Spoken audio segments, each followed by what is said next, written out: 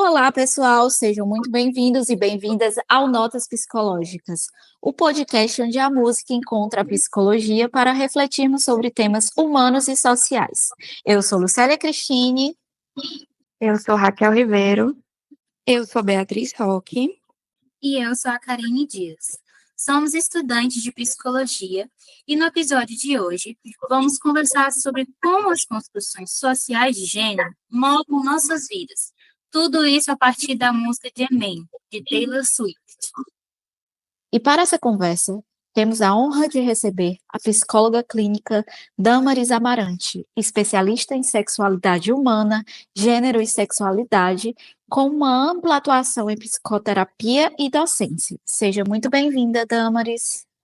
Oi, gente, muito obrigada pelo convite. Vai ser uma honra poder somar aqui com vocês com o que eu estudo sobre, né? Não só na docência, no mestrado, mas também na minha atuação como psicóloga. E estou muito feliz de poder estar aqui com vocês hoje. Obrigada, Damaris. Em The Man, a Taylor Swift ela faz um exercício de imaginação. Se ela fosse um homem, será que suas atitudes seriam vistas com os mesmos olhos? A música toca em temas como duplo padrão, julgamento social e meritocracia seletiva. E aí, para isso, ela traz uma discussão como quando ela cita: eu estou tão cansada de correr o mais rápido que eu posso, imaginando se eu chegaria lá mais rápido se eu fosse um homem. E aí, ela também traz muito a parte de julgamentos que as mulheres recebem, né? Apenas por serem mulheres. Por exemplo, ela, na vida pessoal dela, é muito julgada na mídia por ter vários ex-namorados, coisa que geralmente não acontece com homens, né? E é muito isso. A música fala bastante sobre essa representatividade das mulheres e como há essa desigualdade na sociedade entre os homens e as mulheres e toda a questão do caráter, dos julgamentos. E com isso, Damaris, eu queria saber, assim, a música, ela nos convida a pensar em como esses comportamentos são julgados de maneira diferente, a depender do gênero. Como a psicologia entende essas construções sociais de papéis de gênero? Olha, muito boa colocação, né? A pergunta que vocês trazem, a gente começa refletindo, e eu vou trazer uma psicóloga feminista brasileira que se chama Valesca Zanello, e aí ela é autora de vários aí teóricos, enfim, de livros e artigos, e ela vai pontuar que a desigualdade, ela começa desde a infância, né? Então, com o conceito que ela desenvolve, né, chamado pedagogias afetivas, ela vai dizer que nós meninas, desde crianças, nós somos psicoeducadas, né, a reproduzir ali discursos, comportamentos, em torno do que é ser mulher. E se a gente for parar para pensar, né, quando a Zanella ela traz essa perspectiva, as brincadeiras que as meninas fazem desde ali de crianças, elas são muito voltadas ao que ela vai dominar do dispositivo materno, né, que é o dispositivo de cuidado, e um outro dispositivo também que ela coloca, que é o dispositivo amoroso, né, então, as mulheres, elas estarão nessa figura de cuidado, desde a infância, brincando de panelinha, brincando ali de boneca, né, brincando em atividades que possam exercer algum tipo de cuidado, já sendo um ensaio ali da sua vida adulta, né? Então, quando a gente vai falar de desigualdades de papéis, a gente já começa voltando para essa autora, trazendo essa reflexão, né? Em contrapartida ali, os meninos, eles, dentro das suas brincadeiras, têm possibilidade de muitas coisas, né? Eles brincam de carrinho, então a possibilidade de ter autonomia, de ter ali o seu próprio carro, né? As profissões, né, envoltas ali do que a Zanella vai colocar, como um dispositivo de eficácia e virilidade, né? Construindo essa ideia do homem provedor e da mulher ali sendo submissa e cuidadosa. E aí eu falo desde a infância, mas na adultez a gente começa a perceber que não é só dentro desse âmbito da identidade de gênero, né? Quando a gente vai falar de mercado de trabalho, né? Estamos em 2025 e ainda vemos a desigualdade salarial acontecendo entre homens e mulheres, né? A gente tem instituições as quais os homens eles ganham 2 vezes mais do que mulheres, né? E quando a gente fala também do mercado de trabalho, a gente vai ver o fator de impedimento, porque dessas mulheres, elas irão ali, algumas maternar, né? Outras vão exercer alguma figura de cuidado, seja em outras pessoas da família, né? Então, esse trabalho, ele acaba sendo o que a gente chama de um trabalho invisível, né? O que é esse trabalho invisível? Essa ideia de que a mulher ela vai cuidar dos filhos, ela vai cuidar de casa, ela vai cuidar ali de outras pessoas, até mesmo do marido, e ainda assim ela também ainda vai adentrar no mercado de trabalho. Então a gente fala que é uma tripla jornada, muitas vezes, né? O trabalho ali, carteira assinada, CLT ou por conta própria, que é o remunerado, mas em contrapartida a gente também vê aí esse trabalho doméstico acontecendo. Então, quando a gente fala de desigualdades de papéis, a gente vai nessa construção histórica, né, que a Zanello está trazendo a perspectiva da psicologia. Mas, quando a gente fala dessas desigualdades, a gente também é um terreno muito fértil de outras ciências, como a própria história, a antropologia, a filosofia, a sociologia. E aí a gente tem discussões aí sobre as ondas do feminismo, né, trazendo aí essas outras perspectivas. Então, assim, falar sobre desigualdades é falar de um terreno fértil de muitas autorias, mas de complexidade de olhares também, né? E aí a gente vai observando, né, essas construções sendo sociais, mas que elas atravessam diretamente também a saúde mental das mulheres. Na música, ela traz muito isso, quando ela fala que eu seria complexa, seria descolada. Eles diriam que eu peguei todas antes de achar alguém para me comprometer. Eu não teria problema nenhum em fazer isso. Toda conquista que eu alcançasse faria você me achar ainda mais foda. Se ela fosse um homem, né? Ela faz esse exercício de imaginação, e é muito isso que a gente tem dentro da nossa sociedade, né? A mesma ação para homens e mulheres é vista totalmente diferente. É interessante você pontuar isso, Lucélia, porque, de fato, principalmente quando a gente vai falar dos dispositivos de sexualidade, né? A mulher, ela tem ali um terreno do limite, né? Dito para ela dentro dessa cultura, mas sendo muito reforçado também por alguns discursos, né? Como o discurso moralista, o discurso religioso, né? Vai ali afetar diretamente. Então, quando você vê um cara que tem várias relações com várias mulheres ali, ele é tido como um garanhão, né? Que é o que a Zanello vai colocar do dispositivo de virilidade. Mas, em contrapartida, quando essa mulher ela tem autonomia, ela sabe o que ela quer, quando ela sente desejo, quando ela expressa o seu desejo e ela tem relações com outras pessoas, essa mulher já é vista de uma maneira totalmente pejorativa, né? De uma maneira completamente ali deturpada, vinculando ela a essas características que a gente diz da mulher fácil, né? Então, de fato, quando a Taylor ela traz isso na música, a gente consegue sim fazer um link exatamente dentro desses dispositivos da sexualidade, mas não só isso. Quando a gente fala dos cuidados ali do filho, né? Quem é que nunca ouviu aí quando um pai ele leva um filho para o médico e fala, nossa, ele é um paizão, está exercendo cuidado. E a mulher, quando ela já faz isso naturalmente, cuidando dos filhos, cuidando de casa, tendo que levar o menino para o colégio, ela é só uma mãe, né? Só dentre aspas que a gente fala. Então a gente consegue perceber essas discrepâncias de gênero aí reforçados pela nossa cultura, né? Infelizmente. A gente vê isso já há muito tempo, já está enraizado na história há muitos longos anos.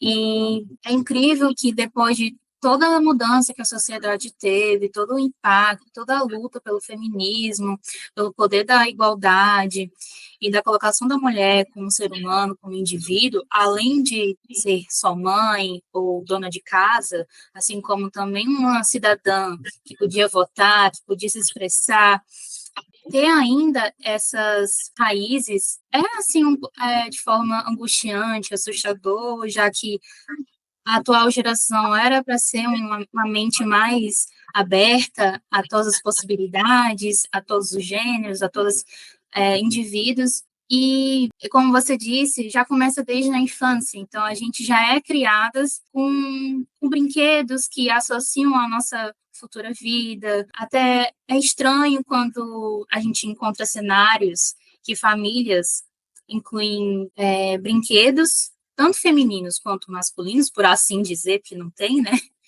Numa criança por exemplo, no gênero masculino, as pessoas de fora veem isso como algo ruim, porque, não, essa criança, ela tem que brincar com carrinhos, brinquedos de meninos, ela não pode ficar brincando com bonecas, ela não pode ficar brincar de casinha, papai e mamãe, porque é como se fosse uma masculinidade frágil.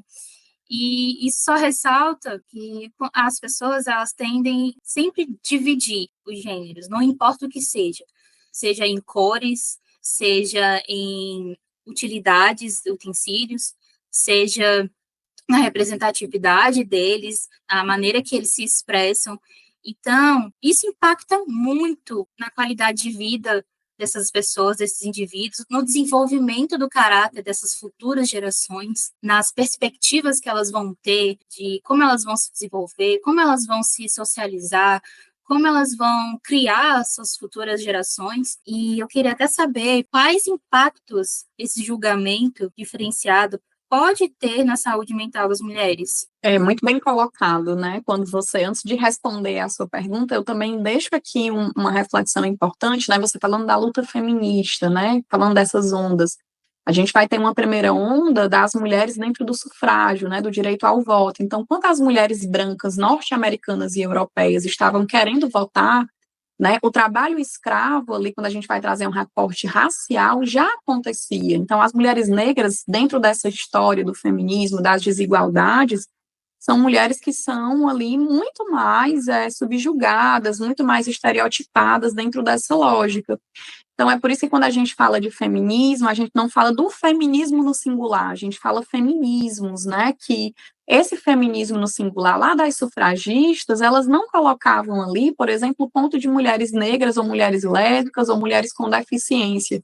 Então, até o conceito de ser mulher, ele não é singular, né? Então, além de observar essa característica de diferenciação, de hierarquização ali, dessa diferença de gênero entre homem e mulher, a gente ainda vai ver que existem muitas mulheres com recortes muito diferentes.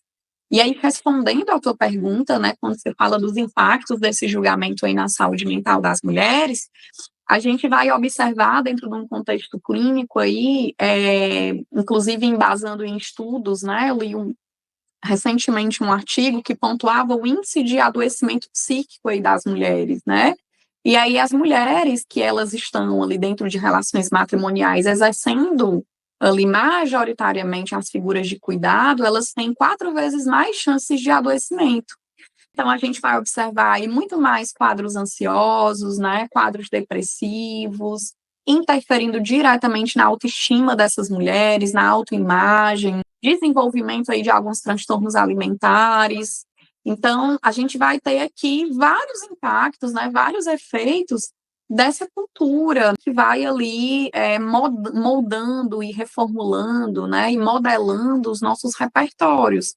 Então, se eu pudesse te trazer, assim, quais impactos seriam difíceis de mensurar, mas que a gente consegue entender que tem efeitos aí muito complexos, né? Eu trabalho na clínica, a minha clínica ela é voltada para o público feminino, e o que eu mais observo são demandas relacionadas aos relacionamentos amorosos e afetivos, né? Porque dentro de uma cultura que vai ali segregar não só os costumes vinculados ao que eu entendo sobre o que é ser uma pessoa profissional no mercado de trabalho, mas também sobre como ela deve reagir, né? Como ela vai disponibilizar carinho e afeto, como ela vai tentar aí as suas perspectivas da sexualidade. Então, a gente observa muito um cenário de adoecimento global, não só físico, mas psíquico, emocional, socioemocional, né, cultural. Então, assim, são efeitos do próprio existir dessas mulheres, né? Não é só ali um ponto da saúde mental. A saúde mental é muito importante, mas a gente vê todo esse corpo adoecido, né, muitas vezes. E que até quando essas mulheres elas procuram um serviço de saúde mental, por exemplo, se o profissional, a profissional, enfim, não tem um olhar cuidadoso, uma perspectiva de gênero, por exemplo, a gente vai reproduzir os estereótipos, né? Eu vou ali legitimar o que a fala dessa mulher, né, ou dessas mulheres que vêm até o serviço. Então, é muito importante, né, que estudantes, profissionais, eles possam ter esse cuidado de se atualizar a todo instante, né, ler sobre perspectivas de gênero, estar consciente desses processos, porque senão a gente não vai conseguir fazer um trabalho que vai promover saúde mental, e sim a cronificação desses adoecimentos que a gente aqui está colocando. Muito impactante toda essa narrativa, desde antigamente, a questão do feminismo, que ainda assim existia uma desigualdade entre mesmo as mulheres, como isso impactou o decorrer da sociedade. Então, muito bem colocado. Amei a sua perspectiva e toda essa questão que muitas vezes a gente até ignora esses pequenos pontos, né? Então, realmente, muito bom. E não só numa construção histórica, né? Assim, antigamente tinha essa segregação dentro dos feminismos, não, ainda hoje a gente observa isso, né? Eu tiro também por mim, eu também sou pesquisadora, né? Eu faço pesquisa. E aí, um estudo recente que eu fiz com uma outra colega do mestrado, né? A gente fez a sexualidade das pessoas com autismo, né? Um artigo que vai ser publicado. E aí, dentro dos nossos estudos, a gente encontra, inclusive, a inviabilidade de olhar pessoas com deficiência dentro da sua sexualidade, né? Quando a gente vai falar ali sobre o diagnóstico dos transtornos do neurodesenvolvimento, como TDAH e autismo, em mulheres é muito mais mascarado, né? Por que isso acontece? Por que há esse mascaramento? Será que as mulheres, dentro de uma cultura que são ali tolhidas, né, para seguirem o que deve ser, para desde pequena dizer que você é uma mocinha, né, que você tem responsabilidade, essas mulheres acabam mascarando muito dos sintomas porque elas já trabalham com essa sobrecarga. Então, quando eu trago o recorte das mulheres com deficiência, eu também trago aí a questão da negritude antirracismo também, né? O quanto nós não temos um letramento racial quando estamos atendendo outras mulheres, né? Quando a gente fala também de uma clínica afirmativa, né? O que é a clínica afirmativa? É uma clínica dentro de uma perspectiva da comunidade LGBT, né? Mulheres têm diferentes orientações sexuais, né? Porque quando a gente desenha mulher, a gente tem aquele estereótipo da mulher hétero num casamento, cuidando de casa, ali naquele comercial de margarina, servindo um bolo para a família, né? Mas, assim, mulheres são muito diferentes. Tem mulheres negras, mulheres com deficiência, mulheres lésbicas, mulheres bissexuais, né? Enfim, então, quando a gente fala desse recorte, mulher, ele não é só no período histórico, né? Ele também vai acontecer dentro da nossa atualidade, e às vezes a gente está dentro de uma bolha que a gente não se convida a pensar sobre diferentes perspectivas, né? Então, é válido também pontuar essas diferenças na nossa atualidade. Sim, até porque às vezes a gente fala de um lugar de privilégio, mesmo em relação a outras mulheres. Mesmo que a gente tenha sofrimentos em comum, que a gente traga demandas em comum entre nós mulheres, que nós sabemos que temos muitas demandas em comum somente por ser mulher, a gente tem que observar também dentro da clínica e na nossa atuação, no geral, como psicólogo, em todos os âmbitos e todos os ambientes, a subjetividade, né? Que é muito importante, eu acredito que seja a base para o nosso fazer, entender que somos todos diferentes e todos nós temos as nossas demandas. E nós, mulheres, temos também as demandas que são incomuns, que nós temos apenas por ser mulheres, mas cada uma de uma forma diferente. Eu, por exemplo, eu tenho o privilégio de conseguir estudar, de trabalhar, mas tem muitas mulheres que não conseguem, que têm que se submeter a certas submissões dentro da sociedade, né? Sim, totalmente, Lucélia. Na a tua fala, a gente consegue ver bem o desenho, se a gente for para uma perspectiva feminista, né? A gente tem uma segunda onda do feminismo, que a gente tem a presença muito marcante ali da Simone de Beauvoir, que ela vai colocar que nós somos o segundo sexo. Né? E quando ela faz essa diferença do segundo sexo, é que há uma dor comum a todas as mulheres, né? O simples fato de sermos mulheres nesse mundo, esse já é um marcador de gênero muito importante, né?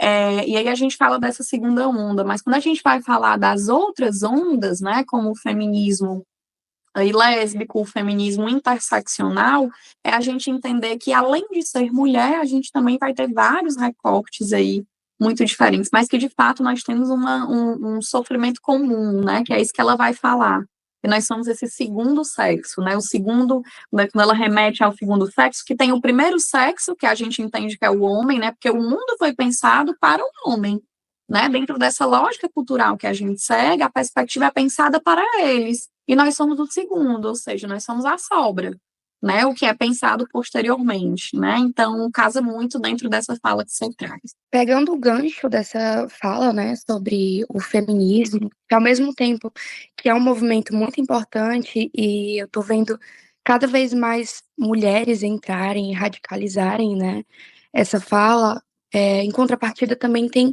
muitos movimentos que são cada vez crescentes de um conservadorismo, de homens, principalmente na internet, que tentam educar as mulheres, né? Então, nós temos que já desempenhar todos esses papéis na sociedade, nós temos que ser profissionais, cuidadoras, bonitas, recatadas. Então, é como se quisessem nos ensinar como ser. Então, como você, como terapeuta sexual, feminista, como você observa essa pressão que as mulheres enfrentam para desempenhar todos esses papéis e com toda essa pressão? Bom, como eu havia pontuado, né, anteriormente, assim, a gente observa, não só dentro da minha prática como terapeuta, mas até mesmo nas nossas discussões do dia a dia, a gente observa que desempenhar essas múltiplas funções, a gente acaba compactuando com o que eu pontuei inicialmente do trabalho invisível, né? Então, essas mulheres, além dos cuidados domésticos, cuidados sobre o outro, ela vai ali ter que se preocupar com a sua profissão, porque hoje precisa se haver, né, dentro do mundo do capitalismo, né, a gente precisa se manter, e aí vem esse olhar, né, mas, paralelamente a isso, essa mulher ainda tem que ter esse cuidado estético, ela tem que estar sempre bonita, ela tem que estar muito arrumada, e aí você pontuando sobre o movimento da mídia enquanto internet ali, né, caminhando para esse conservadorismo, a gente tem alguns movimentos, como até o movimento dos incels, dos red pills, que eles vão realmente pontuar, culpabilizando a perspectiva do feminismo de que as mulheres estão tão empoderadas ao ponto de que elas não precisam dos homens. E aí precisa se olhar dentro dessa ótica conservadora de voltar a esses valores, né? A gente vê muito presente isso dentro dos incels. E aí, quando eu falo da mídia, a gente também vai ver esses movimentos sendo muito ali encurtinados, né, que eu vou dizer, assim, muito dentro de uma perspectiva não tão escancarada, não tão latente, como, por exemplo, quando a gente fala da ideia de esposa troféu, né, por exemplo. Então, o que é a esposa troféu? É essa esposa que vai ficar em casa cuidando de tudo e que ela vai ser mantida financeiramente, na sua grande maioria, pelo seu parceiro. Na grande maioria são relações heterossexuais, né? Não só o movimento dessa ótica da esposa troféu, como o movimento que a gente conhece muito dentro da internet das clean girls, né? Que são essas mulheres que vão estar sempre muito preocupadas com a sua aparência, com essa estética aí muito bonita, muito o cuidado excessivo com a higiene, o cabelo não pode estar nem um fiapinho ali, né? Fora do eixo. Então a gente observa que esses movimentos da internet eles vão contribuindo, né? A internet é um grande artefato midiático, né? Que vai também modelar os comportamentos. Então, quando a gente observa esses cenários, eu percebo dentro da minha prática que é muito difícil a gente combater, né, essas visões aí dentro de um contexto clínico diante de tantos outros reforçadores, né? De tantos outros acessos. A mídia, a internet, o Instagram, né? Outros veículos ali de redes sociais e tudo isso vai contribuindo, ou seja, vai reforçando esse adoecimento feminino, né, esse adoecimento com o corpo. A gente teve a onda aí dos filtros, até aí perceberem os impactos, né, da questão dos filtros, principalmente ali em mulheres, mas em adolescentes, né. Então, assim, há uma preocupação excessiva com essa imagem, com esse corpo, né, o movimento de acordar 4 horas da manhã, 5 horas da manhã para ir treinar, para manter esse corpo perfeito. Então, isso são dispositivos de controle, né? Aí eu vou lá para o Foucault, né? O Foucault ele vai estabelecer um conceito chamado biopoder, né? Que é o controle sobre a vida. Lá na História da Sexualidade, que é uma das obras dele, ele vai dizer exatamente isso, que o corpo feminino é o campo do interditado, né? Ele vai dizer dessa forma. E aí a gente vai observando que a mídia com as redes sociais, aí com a internet, ela vai cada vez mais contribuindo para esse campo do interditado, né? Então a gente observa, sim, aí muitos efeitos. Isso, inclusive, rivaliza as mulheres, né? Porque cada vez também tem muito movimento de como ser mais feminina, né? onde uma mulher que é mais mandona, mais difícil, um pouco que se posiciona mais, ela é tida como uma mulher masculina, então automaticamente ela não atrai os homens, né? Ela não vai conseguir relacionamentos. Você acha que essa cobrança pela perfeição, ela atinge os relacionamentos afetivos? Como isso aparece em terapia? Totalmente, assim, interfere completamente dentro dessa perspectiva das relações afetivas, né? Assim, eu percebo muito dentro da minha prática mulheres cada vez mais se tolindo, né? No sentido de que, assim, eu tenho que ser um pouco mais submissa, não com essas palavras, né? Mas eu tenho que me submeter a muitas situações, senão eu vou ficar sozinha. E aí é dentro da ótica, né, que a Valesca Zanella ela coloca na teoria, ela tem um livro muito bacana que eu sempre indico para quem quer se letrar um pouquinho sobre gênero, que se chama A Prateleira do Amor, né? Dentro desse livro ela vai colocar uma analogia de que todas nós mulheres estamos numa prateleira, a qual como mercadoria nós somos escolhidas de alguma forma, né? As mulheres mais padrão estarão ali no topo dessa prateleira, e aí será facilmente escolhida, mas mulheres que têm recortes muito diferentes, como mulheres gordas, mulheres idosas, né, mulheres com algum comprometimento de saúde, mulheres negras, enfim, todos esses recortes aí diferenciados, se assim a gente pode colocar, vai interferir na forma que ela coloca, né, e como as pessoas elas vão se relacionar. E aí tem um outro conceito de outra autora que ela vai colocar aí o sentimento de solidão da mulher negra. Dentro dessa prateleira, as mulheres negras, elas acabam ali se sentindo muito mais inferiorizadas nas relações amorosas, né? E isso vai aí contribuindo para padrões, né? Como crenças, que é uma das perspectivas que eu trabalho dentro da TCC. Então, elas vão ali cada vez mais constituindo crenças de que para ter uma relação, ela precisa estar a qualquer custo, tanto disponível fisicamente, quando está disponível para o sexo, disponível para estar cuidando, né? Ela tem que abdicar da sua vida em prol do direito ao outro. E aí, dependendo de algumas construções, a alimentação sobre como ela vai se vestir, como ela vai se comportar, como ela vai falar. E aí, todos esses efeitos, né, eles vão sim respingar nas relações, né? Você pontuando, a Beatriz colocando aqui esse aspecto de mulheres que são um pouco mais assertivas dentro da sua fala, elas são tidas como loucas, elas são tidas como feministas, né? E aí, por isso, essa conotação aversiva ao nome feminismo, né? A gente acaba estabelecendo o estereótipo, a crença de que mulheres feministas são mulheres masculinizadas, ou que a gente chama dentro dos estudos lésbicos de desfem, né? Ou seja, elas são desfeminilizadas. E aí, assim, isso é vinculado com uma extrema ojeriza, né? E quando a gente fala de mulheres, somos mulheres muito diferentes.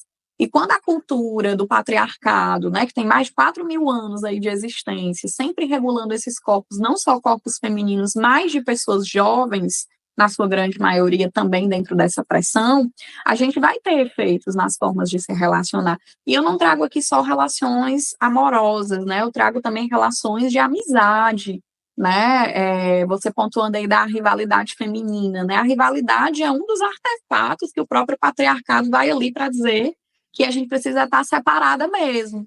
E aí surgiu aí em 2018, se eu não me engano, aquele movimento de ninguém solta a mão de ninguém, né? Esse movimento, ele surge justamente com o intuito de tentar ali apaziguar e de dar uma contribuição do que a gente chama do sentimento de sororidade, né? A gente não desenvolver desafetos por essas mulheres, mas sim um sentimento de cuidado. E por que esse movimento ele também surge, né? Se a gente for pegar aqui como um exemplo, né? Vamos pensar que eu tenho uma relação amorosa há muito tempo com um rapaz, né? Uma relação heterossexual. E esse rapaz termina comigo e começa a namorar com outra moça. Automaticamente, dentro da cultura do patriarcado, com essa rivalidade, eu vou olhar e ter raiva dessa outra moça. Mas a gente deixa de entender que foi uma decisão consciente desse rapaz, ele quis seguir dentro dessa lógica, né? E aí a gente acaba tendo ojeriza a outras mulheres. Se fosse um caso de traição, isso seria muito pior, ainda mais pior, né? Então, é importante que a gente entenda que todos esses artefatos, como rivalidade, reprodução do machismo, né? Nós temos discursos de mulheres que falam, nossa, é muito feio essa forma de fulana se vestir, né? É muito feio quando essa mulher fala sobre sexo, isso é muito feio, né? Mulher não tem que falar palavrão, mulher não tem que falar isso. Então, a gente observa que mulheres também reproduzem o discurso do machismo porque isso beneficia, né, a cultura.